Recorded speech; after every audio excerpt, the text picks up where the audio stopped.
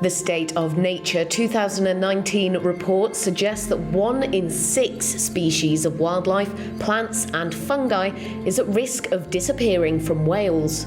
Bodnant Gardens host bird walks at their stunning site in Colwyn Bay, hoping to encourage people to promote wildlife in their own gardens. Well, as we all know now, with recent reports that have come out, wildlife is declining significantly here in Wales and across the UK.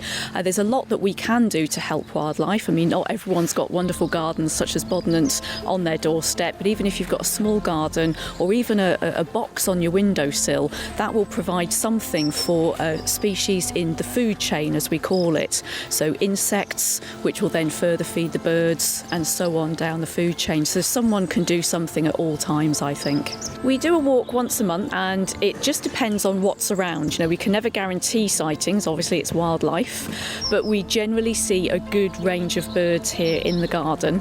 For a well-manicured garden, it certainly offers a lot of potential for wildlife and birds. There's lots of nesting habitats in the trees, some of which are very old.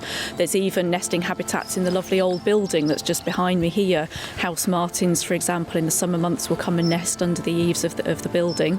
And there's lots of different habitats. We go right down to the far end here at the garden, as it's called, and there's the waterway, there's the lake, so we get species such as kingfisher, dipper, grey wagtail down on the waterways as well.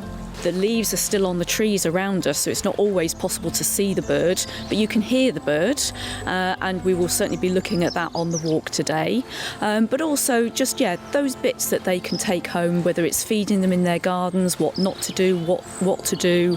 Hopefully there's some messages that positive messages that they will take away from the walk today.